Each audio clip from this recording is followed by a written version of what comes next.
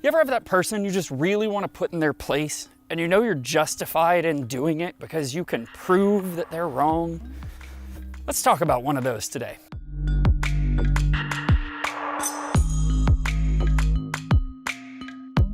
Well, good morning and happy Friday, brothers and sisters. Welcome to Mission Zero. If this is your first time here, my name is Shawn, and this is FlashBack Friday, the show where we take stories from the past and apply them to the present to create a better future.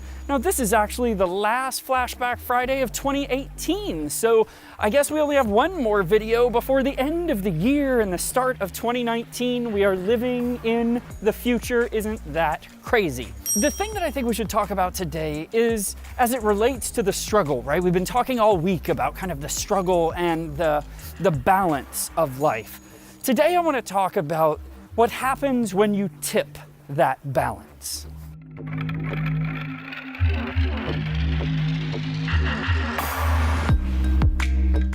The story we're going to talk about today comes out of 1 Samuel chapter 24.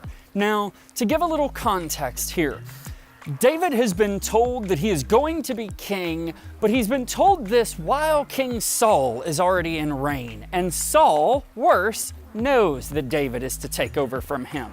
So this leads to a sequence of events where Saul is chasing after David to kill him. By the time we get to 1 Samuel 24, Saul has been chasing David for years, and David has actually built up quite a following. He's built up a very small army of supporters. Now, as we get about halfway through chapter 24, King Saul has come upon the series of caves that David and his men are camped in.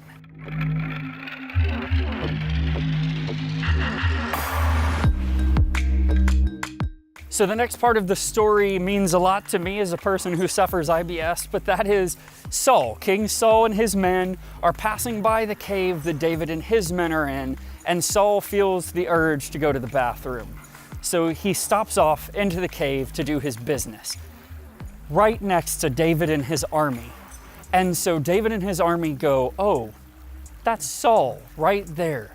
This is your chance." David's men are chanting to him, "See this, God has brought your enemy to you.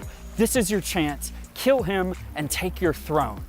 And David here is now conflicted by the thing that I want to talk about today, because he can take this chance. He can kill this king that's been trying to kill him, and he can take his place that he was told was due him when he was 17. Or he can respect the position of his sitting and reigning king. So David, instead of killing Saul, decides, I'm going to cut the hem off of his robe. And so he does that, and he immediately, the Bible says, feels the remorse of that. All of us know that remorse, but most of us don't respond how David responded.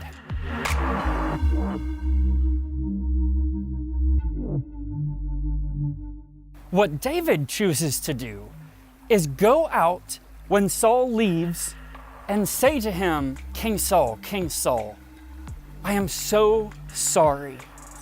You've been chasing me, and I allowed the zeal of you chasing me to take over, and I cut the hem of your garment, but please know, this was an opportunity that I could have killed you, and I chose not to.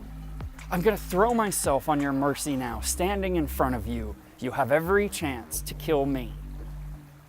And Saul is touched to tears. Now, a lot of us have enemies. A lot of us have that person that we have every right to put in their place. But when you take that, all you do is hurt yourself and them. David could have taken this opportunity to kill Saul. Would the people then have followed him? Would they have seen that as honorable? Not a chance. This was David recognizing the temporary pleasure of killing this man. To take what God told me was mine is a corruption of the dream that God put in his heart, the purpose that God put in his heart.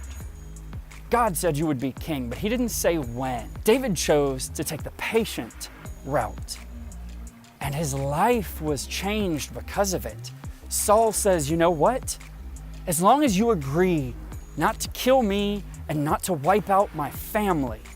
When you become king, I'll back off.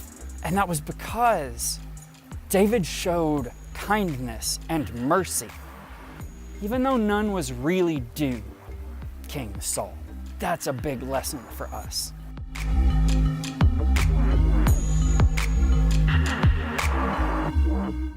There is my exhortation for us as we close out this year and we launch into a new one.